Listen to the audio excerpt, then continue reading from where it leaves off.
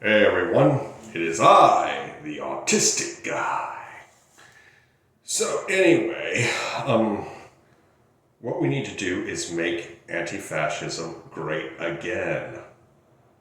You see, and it's literally the same acronym as Make America Great Again. Make anti-fascism great again. I love it. See, for a long time, I was reluctant to identify as anti-fascist because of the group Antifa, a loosely connected group of anti-fascists. Now, they accuse everyone who is not far left of being fascist. But that should not matter. Everybody should be anti-fascist. I remember a conversation I had with a gentleman who managed to break the aversion to calling myself anti-fascist off of me. He was an African-American gentleman. He asked me if I was anti-fascist, and I said, I'm a registered libertarian. Are you anti-fascist? I am a Second Amendment absolutist. And then he asked me, are you anti-fascist? I'm a Confederate flagger. Are you anti-fascist? And then it went on and on and on and on. But eventually I said, yes, I'm anti-fascist. And he was like, see, that wasn't so hard, now was it? And he says he's had this conversation with a lot of white people.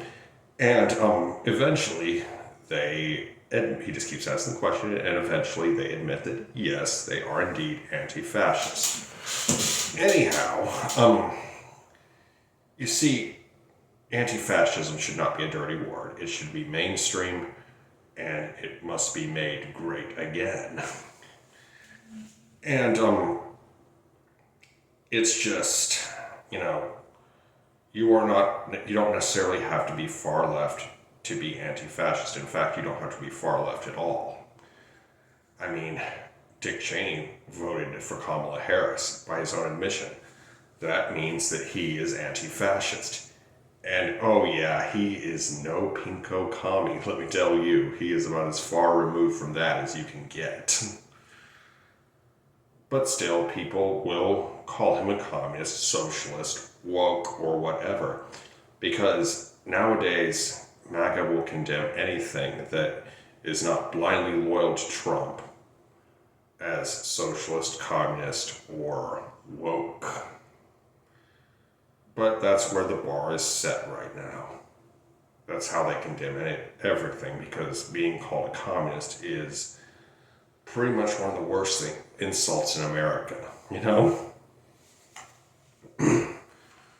And it's like people say that, California and New York are just socialist or communist strongholds. Well, if they were so socialist or communist, why are all the businesses there, dumbass? Why is there so much business there?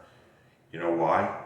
Because communism and socialism don't exist here. They do not exist in the United States. A lot of Democrats would be considered right-wing politicians in most of Europe. So, to put it bluntly, communism does not exist here. I am not saying communism is a good thing. It most certainly is not. It's a horrible thing. But, as is socialism. Now, that being said, is back to anti-fascism.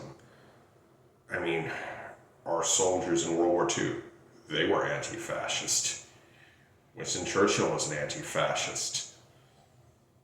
And, so was the Allies in World War II. That was the biggest anti-fascist movement ever.